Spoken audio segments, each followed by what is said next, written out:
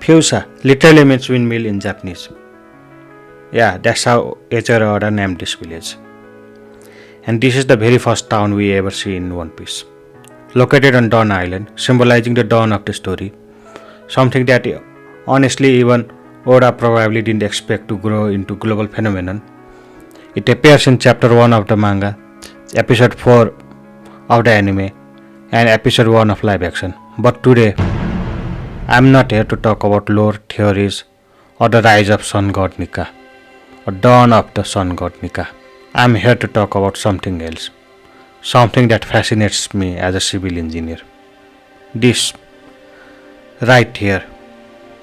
Take a look at this windmill. At first glance, it looks almost peaceful, but structurally, this is an engineer's dream. Its robust, time-tested structure, likely inspired by a century-old technology.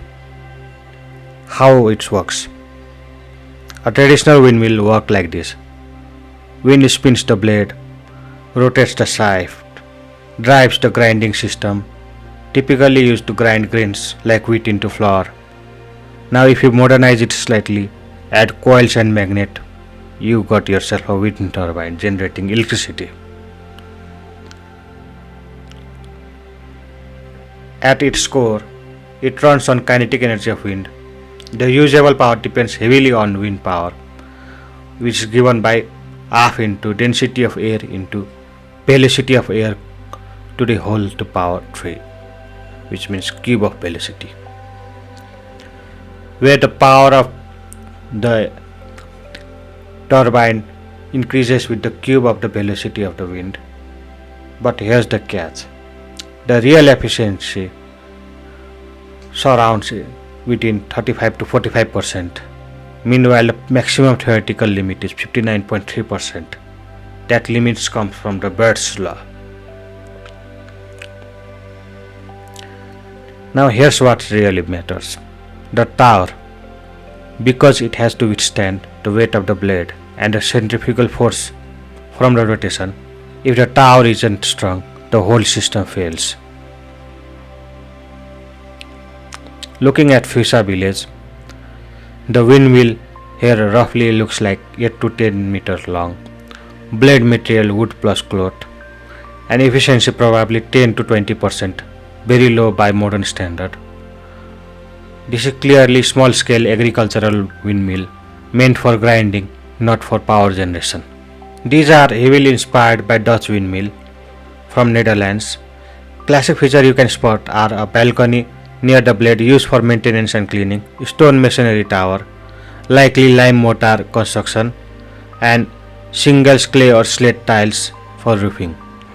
Internal structure of the building is probably the base made out of timber framing, supporting the shaft and grinding mechanism. Simple but incredibly effective.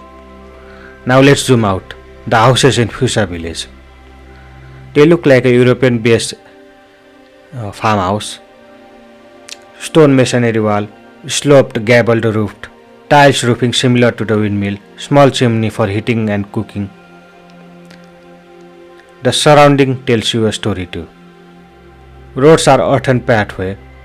Vegetation grows throughout the edges, typically a rural farmland outline. Fences, simple wooden logs embedded in the ground. Also, the only building which we have seen throughout from inside, Makino's bar, a typical two-story wooden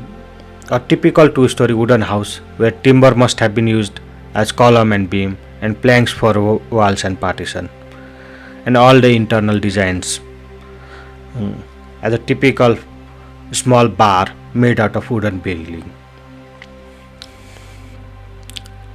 Overall, Fuusha village looks like a classical European farmland settlement, simple, grounded and functional, and right in the middle, the windmill stands the most advanced structure in the entire village. Hope you learned something new from this video. I definitely enjoyed revisiting my civil engineering roots for this one. If you want more breakdowns like this from anime world, let me know. Until next time, this is Bloodrungs. Bye.